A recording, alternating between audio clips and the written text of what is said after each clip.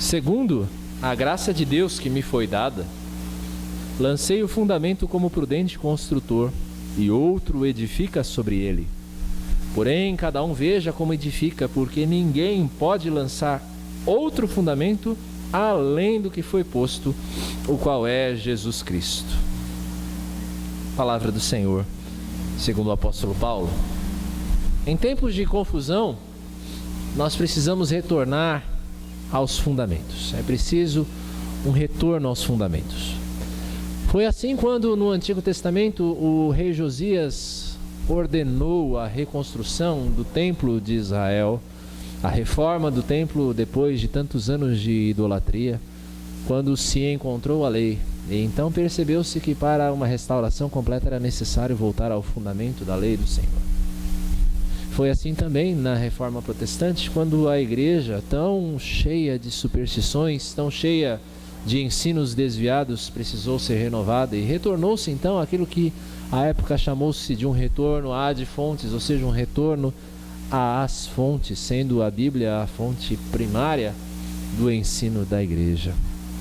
Será que nós podemos duvidar que nós vivemos em tempos de confusão, especialmente aqui no Brasil? Nós vivemos uma época confusa, um mundo caótico, um mundo cheio de vidas desorientadas, em que mesmo a igreja parece desprovida de poder, em que a igreja parece já não ter a menor relevância no seu discurso em relação aos discursos modernos que nós vemos por aí. Nós vemos também, como era na época da Reforma Protestante, um desfiguramento do cristianismo. O que, afinal de contas, significa ser cristão? O que significa ser cristão hoje em dia, num país como o Brasil, em que tantas doutrinas, tantas igrejas se denominam cristãs e são tão diferentes entre si? Afinal de contas, o que é ser cristão? Em Corinto, a esta igreja que Paulo está escrevendo aqui, para a qual Paulo está escrevendo, nós vemos uma igreja tremendamente dividida, uma igreja cheia de divisões que diziam respeito aos dons espirituais, alguns se achando mais espirituais do que outros achando que porque tinham um ou outro dom eram cristãos melhores. Divisões que diziam respeito à ceia do Senhor, como a ceia deveria ser feita, divisões entre pobres e ricos, divisões de liderança, gente que acreditava que pertencia a um partido ou outro dentro da igreja, alguns dizendo eu sou de Pedro, outros dizendo sou de Apolo, outros dizendo eu sou de Jesus, outros dizendo eu sou de Paulo. Divisões e mais divisões dentro da igreja. Paulo então vai mostrar, ainda falando a respeito dessa questão da liderança, que havia uma diversidade de líderes, mas o propósito, o objetivo era um só. Todos eles pertenciam a uma só seara. Haviam ministrações diferentes, haviam dons diversos, mas o trabalho era o mesmo. Não poderia haver divisão. Paulo vai dizer, logo no contexto anterior, logo no versículo anterior ao que nós lemos, que nós somos cooperadores. Todos nós somos cooperadores na lavoura de Deus. É como se Deus fosse um grande senhor agrícola, um grande fazendeiro, e nós fôssemos os agricultores que trabalhavam sob o comando dele. Todos nós trabalhamos para o mesmo Senhor. Quando muda aqui do verso 9 para o verso 10, Paulo também muda a sua metáfora. Ele já não ilustra mais a nossa situação como uma situação agrícola, em que nós somos parte de uma lavoura, mas ele vai comparar a igreja como um edifício. O apóstolo Paulo plantou esta igreja na sua segunda viagem missionária, como nós lemos lá em 1 Coríntios capítulo 4, verso 15. Paulo lançou as bases desta igreja por meio da pregação do evangelho. Ele se autodenomina como, aqui literalmente, usando o texto grego, ele é o arquiteto, ele é o mestre de obras que vai executar o projeto de Deus.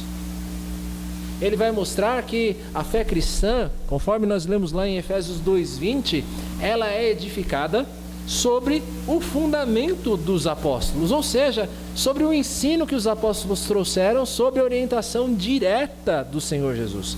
Qual é o fundamento, então, aqui que os apóstolos lançam? O fundamento não é outro senão o Evangelho. Outros vieram depois de Paulo, como por exemplo Apolo, um homem tremendamente dotado, capacitado, e continuaram o trabalho, construindo sobre aquelas bases que o apóstolo Paulo havia lançado do Evangelho. Mas a base permanecia a mesma. O que Paulo quer mostrar é que o trabalho é um só, mas os dons são diversos. Ele vai falar logo depois: alguns vão edificar com ouro, outros vão edificar com prata, outros vão edificar com palha, com madeira, com feno, mas o fundamento é o mesmo. Eu posso mudar a construção, eu posso mudar a maneira de construir, mas eu não posso mudar o fundamento. Eu posso derrubar as paredes aqui desse prédio onde nós estamos, eu posso construir de uma maneira totalmente diferente do que nós temos aqui hoje, com divisões diferentes, mas o fundamento será o mesmo, o alicerce será o mesmo.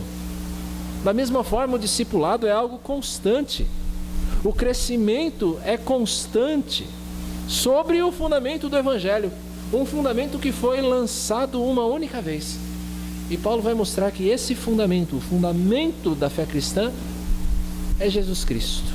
É por isso que eu quero falar com você nesta noite sobre Jesus, o nosso alicerce. Jesus, o nosso alicerce. E eu tomo aqui essa estrutura emprestada de um dos maiores pregadores da história da igreja, chamado Charles Spurgeon. A estrutura desse sermão é dele, ainda que eu não copie as ideias, mas a estrutura aqui é excelente para mostrar Jesus como o nosso alicerce. Jesus é o alicerce primeiro da igreja, depois Jesus o alicerce do Evangelho, Jesus é o alicerce da esperança do homem, Jesus é o alicerce da vida cristã, a vida do crente. Primeiro, quero mostrar para você Jesus como o alicerce da igreja. E já dizer de cara para você que sem Jesus não há igreja. Não existe igreja sem Jesus Cristo. Porém, é fato também. É fato que há muitas igrejas que se denominam cristãs e que colocam Jesus do lado de fora, em que Jesus não entra. Primeiro, mostrar para você que o alicerce, ele é o início da obra. O alicerce é o início da obra. A igreja é um edifício santo, mas um edifício erigido sobre a rocha fundamental que é Jesus Cristo. O texto de Mateus, capítulo 16, verso 16 e 18, ele fala a respeito disso. Quando Pedro faz a sua confissão: tu és o Cristo, o Filho do Deus vivo, Jesus diz que ele ergueria a igreja sobre esta rocha. A rocha não é Pedro, como pretendem os católicos. A rocha não é o Papa. A rocha é a confissão que Pedro faz. É a confissão de que Jesus, ele é o Filho do Deus vivo. Jesus, então, ele é o alicerce da igreja. Ele é a base fundamental na qual se levanta a igreja, como um alicerce que é o início da obra. Jesus e ele é o primogênito de muitos irmãos, como nós vemos em Romanos 8, 29. Ele é a primícia dos que serão ressuscitados, como nós lemos em 1 Coríntios 15, 20. Jesus é o segundo Adão. Ele é o primeiro da nossa raça. Ele é o primeiro da igreja. Ele é o primeiro em tudo. Tudo começa nele. Tudo começa nele. A igreja, a igreja em geral, ela não começa na decisão de um concílio, de um presbitério que se reúne, de um conselho que se reúne e diz: ok, vamos começar uma igreja. A igreja não começa com um obreiro que se dispõe e vai. Em última instância, não é assim. A igreja começa com Cristo. Cristo é o início da obra. E aí, parafraseando Paulo, que pergunta quem é Paulo, quem é Apolo, a gente pode perguntar aqui para nós, que somos membros dessa igreja do Imirim: quem é Adi? Quem é César? Quem somos nós? Os que pregamos aqui, desde que esta congregação começou, nós somos apenas obreiros. A igreja não começa conosco. A igreja não tem o seu fundamento em nós. Nós somos apenas cooperadores no que Deus quer fazer. Um alicerce não é pensado aleatoriamente. Ele atende ao formato que a construção deve ter. O alicerce, ele dá forma à igreja. Com isso eu quero dizer que a igreja deve reproduzir no seu ministério aquilo que Jesus fez. Quando Jesus diz lá em João 13:15, que Ele nos deu o exemplo para que nós fizéssemos o mesmo, para que nós agíssemos da mesma coisa, Ele está apontando para esse caminho, de que Ele é o alicerce dá forma a esta obra que é a igreja. Então, a mesma maneira de ministrar que Jesus teve, nós como igreja também devemos ter. Nós devemos como igreja, por exemplo, proclamar, anunciando que o reino de Deus chegou. Nós devemos confrontar como igreja, nós devemos adotar uma postura de confronto com o pecado, contra a autoridade corrompida, contra a falsa religião. Da mesma maneira como Jesus, ele promovia a restauração, ele promovia a cura, ele trazia alimento, da mesma forma a igreja, ela deve promover restauração no seu meio. Ela deve promover restauração aonde ela está. Jesus diz: eu vim para os doentes. Ele diz assim.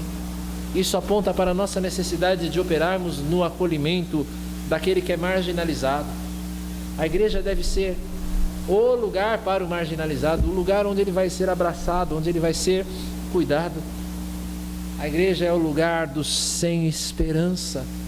A igreja é o lugar dos miseráveis sem a graça.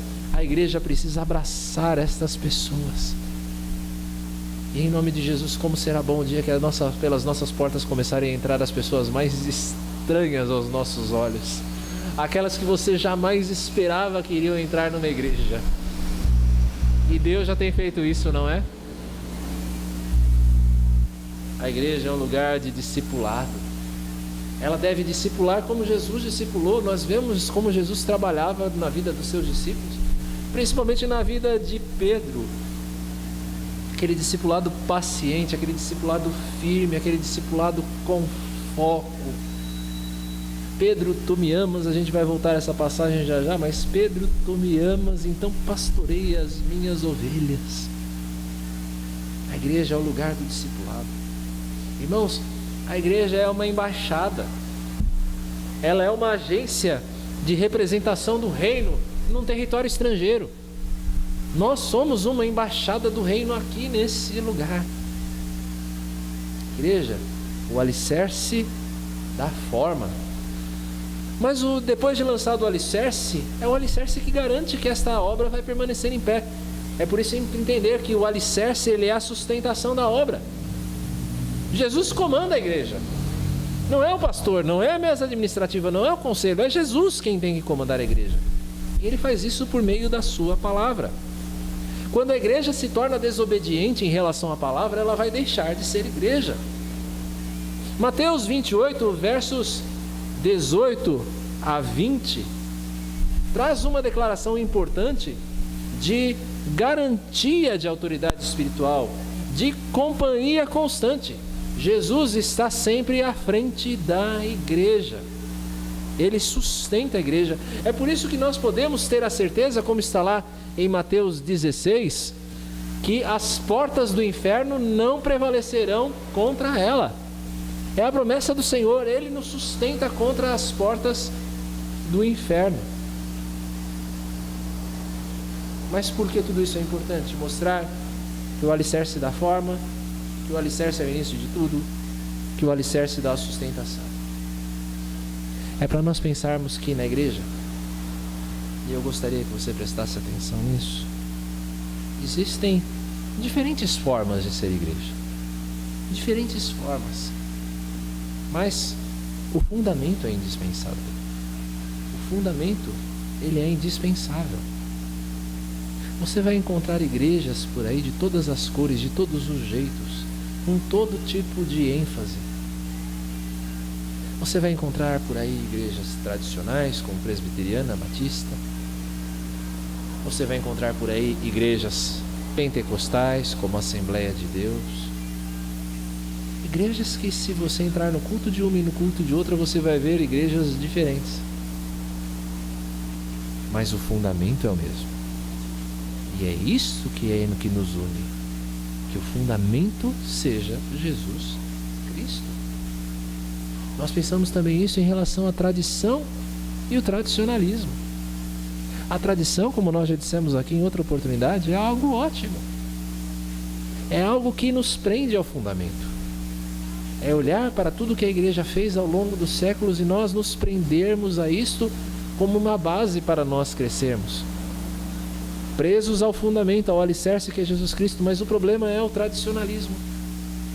É quando nós adotamos aquele discurso de que nós fazemos as coisas assim porque sempre foi assim. Isso não tem nada a ver com o fundamento.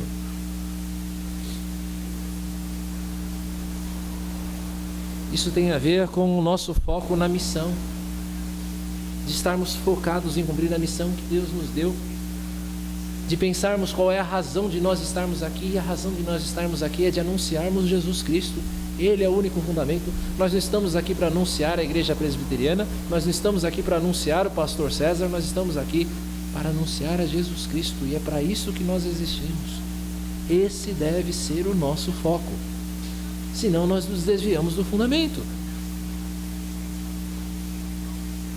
Ter Jesus como alicerce é o que nos garante que nós caminhamos em oração, em consagração, em que nós dependemos dele. Sexta-feira tivemos a nossa reunião de oração aqui.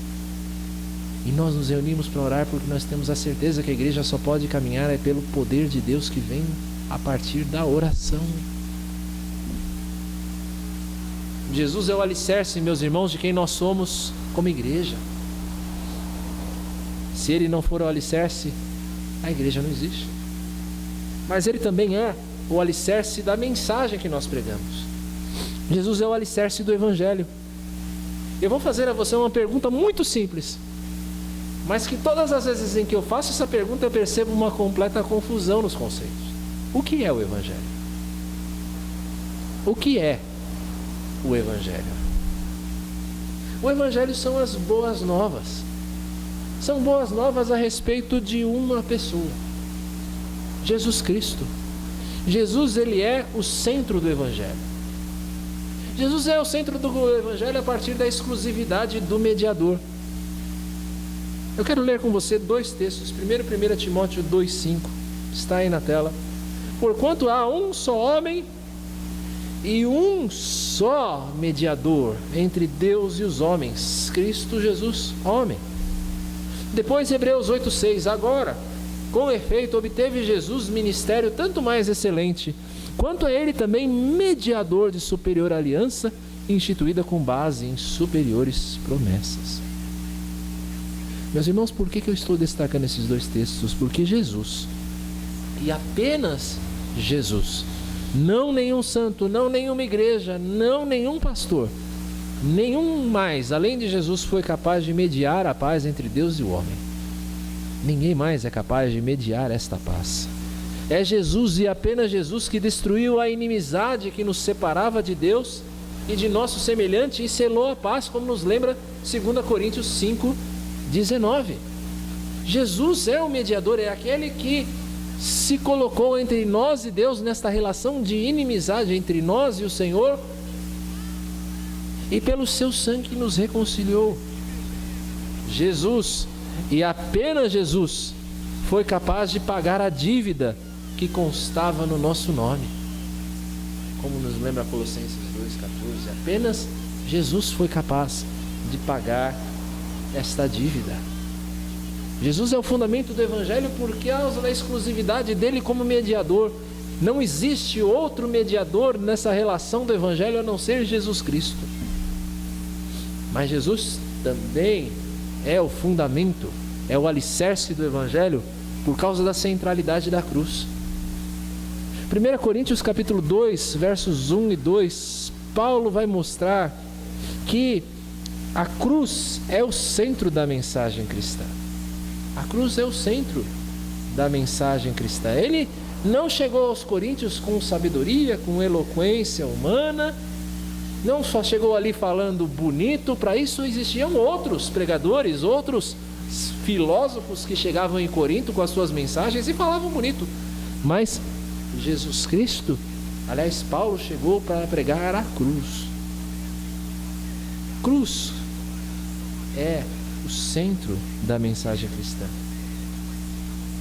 Permitam-me ler a vocês 1 Coríntios 21, 25. Visto como, na sabedoria de Deus, o mundo não o conheceu por sua própria sabedoria, aprove a Deus salvar os que creem pela loucura da pregação.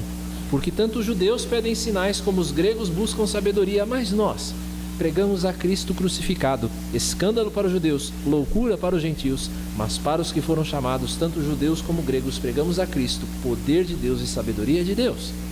Porque a loucura de Deus é mais sábia do que os homens, e a fraqueza de Deus é mais forte do que os homens. O poder da pregação do Evangelho, meus irmãos, não está na eloquência do pregador. Não está no pregador ser um pregador que prega bonito. O poder do Evangelho não está nos belos argumentos de um sermão. O poder do Evangelho não está na música. Apesar que tantas vezes os ministérios de louvor pensam que o poder da pregação está neles. Não está. Desde já, lembrem-se disso. Não está na música da igreja. O poder do Evangelho não está na forma com que você prega o sermão. Há uns tempos atrás, chegou aqui no Brasil, importado dos Estados Unidos e mal importado, a ideia de um sermão mais dialogal, mais com uma forma de diálogo. Não é algo ruim de se pensar, mas o problema é a forma disso. Era comum colocar uma mesa e um banquinho atrás. E aí alguém trouxe esta ideia para o Brasil, de você ter um banquinho, o pregador pregando sentado enquanto prega. E aí todo mundo começou a achar aquilo bonito. E como você vê hoje em dia, um monte de igrejas presbiterianas, inclusive, com o bendito banquinho ali. Eles acreditam que aquilo é algo importante na pregação do Evangelho. Ei, isso não é o centro do Evangelho, isso não é o que traz poder, isso não é o que segura as pessoas na igreja. Não é isso que transforma vidas. Uma igreja sem cruz, meus irmãos, uma igreja sem a cruz de Cristo, é uma igreja sem poder. Uma igreja em que a cruz não seja o centro da pregação, da mensagem, em que a cruz não seja anunciada, é uma igreja sem poder. A cruz, ela é insubstituível. E infelizmente nós vemos hoje em dia pregações assim, pregações sem Cristo, em que Cristo não é mencionado uma única vez, em que não se faz nenhuma relação com Jesus Cristo. São pregações que vão para dois extremos. Ou são uma pregação de moralidade, em que dizem você precisa deixar de fazer isso, ou você precisa fazer isto, como se o nosso resgate, a nossa transformação dependesse de nós. Pregação de moralidade que não pode salvar ninguém, muito pelo contrário. Se nós levarmos a Bíblia a sério, como nós pretendemos levar, nós vamos entender que a pregação de moralidade, ela apenas condena, ela não salva ninguém. Ou então você vai para outro extremo, que é a pregação da psicologização, é aquela pregação de autoajuda, em que você vem, você ouve e você simplesmente se sente bem, em que o objetivo do pregador é simplesmente que você se sinta bem. Algumas vezes é preciso fazer você se sentir mal. Algumas vezes é preciso desafiar você a um compromisso, a uma transformação de vida. A cruz faz isso. Uma igreja sem o Evangelho, sem a cruz como centro, ela pode adotar a não confrontação. Uma igreja sem cruz é uma igreja irrelevante, como se o Evangelho não tivesse nada a dizer. E a irrelevância vem do fato de que para pregar moralidade ou para pregar que você se sinta bem, qualquer pessoa pode fazer. Qualquer pessoa. que os digam os grandes gurus do coaching aí, que reúnem milhares de pessoas em encontros para fazer as pessoas se sentirem vencedoras. Eu não preciso ser igreja para fazer isso. O centro da mensagem do Evangelho é a cruz. Jesus é o alicerce. Qual é o critério definitivo para você saber se uma igreja é cristã? Qual é o critério definitivo de você saber se uma igreja é cristã? É olhar para ela e ver se o Evangelho está no centro. E por ser Jesus o centro do Evangelho, da Boa Nova, Jesus também é o alicerce da nossa esperança. Jesus é o alicerce da esperança. Um alicerce deve ser algo confiável. Você não pode construir uma casa em cima da areia. Jesus usa essa ilustração no Evangelho. Uma casa construída num alicerce feito de areia, mais hora menos hora ela vai cair. A igreja, uma casa precisa resistir às investidas do vento. Ela precisa resistir à fúria de um mundo em confusão. Jesus precisa ser um alicerce firme, um alicerce confiável. Ele é o alicerce da esperança. Jesus é o único caminho. Meu amigo descrente que nos assiste, as pessoas buscam respostas. Talvez você esteja buscando uma resposta. Talvez você esteja buscando uma referência na vida. Nós vivemos um mundo de negação dos absolutos, em que todo absoluto é questionado ou negado. Mas ao mesmo tempo busca-se fundamentos sólidos em se apoiar. Nós vivemos essa contradição no mundo atual, em que as pessoas elas não querem saber de nada que seja absoluto, mas ao mesmo tempo elas buscam algum lugar para alguma coisa em que se apoiar na vida. Elas fazem as perguntas erradas a pessoas erradas e que vão resultar em respostas erradas. Elas buscam encontrar um sentido na política, elas buscam encontrar um sentido nas ideologias, nas filosofias, elas buscam encontrar um sentido na religião e não conseguem encontrar. Eu pergunto, qual é a grande questão da sua vida? Qual é a grande questão da sua vida? Qual é o seu grande problema? E o seu grande problema não é a sua falta de dinheiro.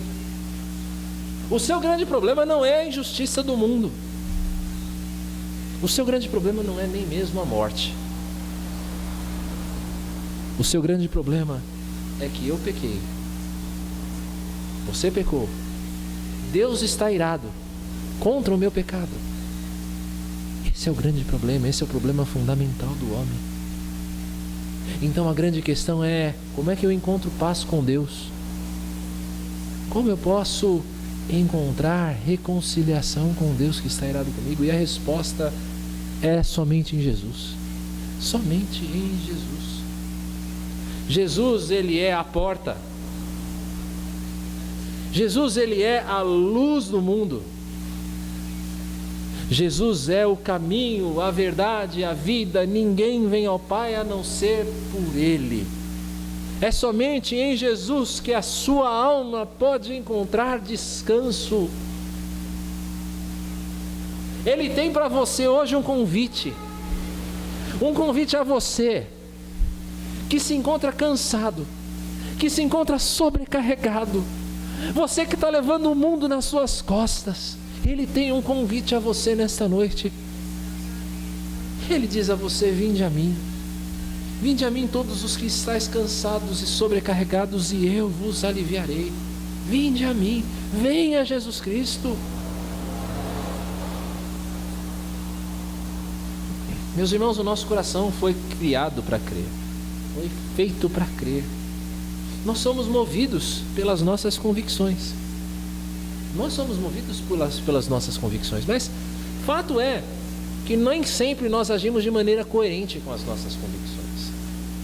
Quando a gente olha lá, por exemplo, para a história de Pedro, lá em Mateus 14, quando ele vê Jesus vindo sobre as águas e diz: Senhor, se é o Senhor mesmo, manda eu ter contigo. Então ele começa a andar pelas águas, só que aí ele olha para baixo, ele começa a duvidar, ele começa a afundar. E Jesus então o resgata.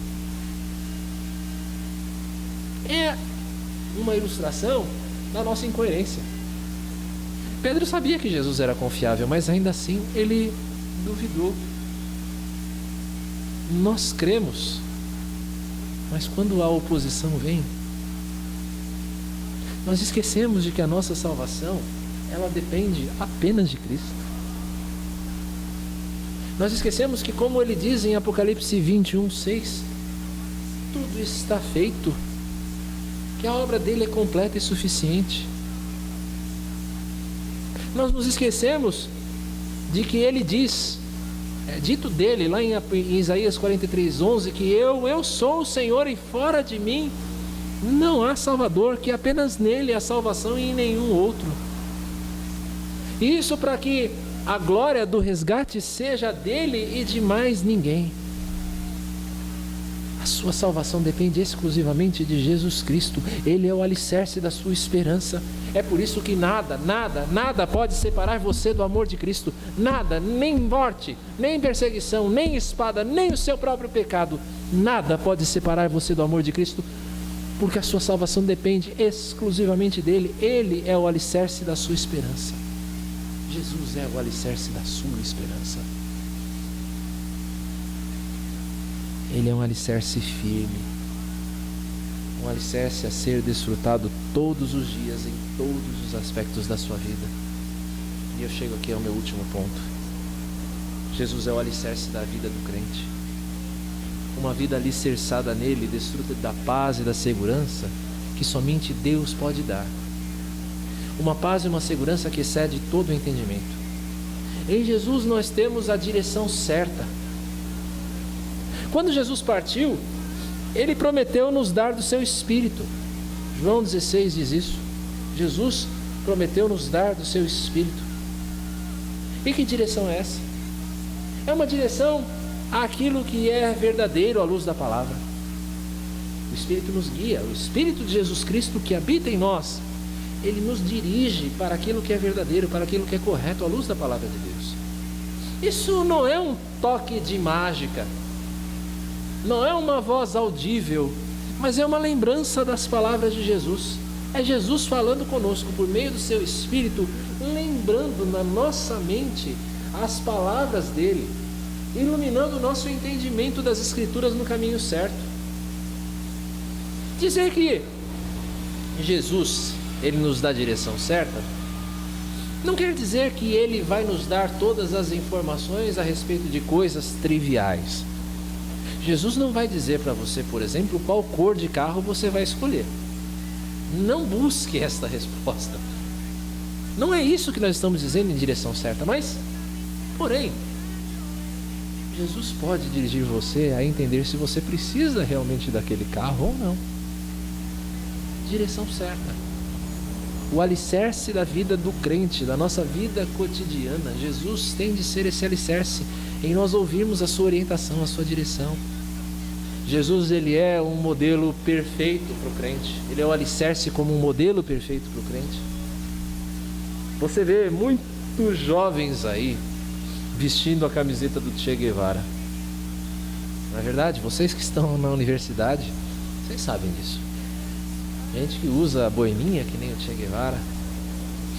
Até o Jean Willis outro dia soltou uma foto do deputado Jean Willis vestido de Che Guevara.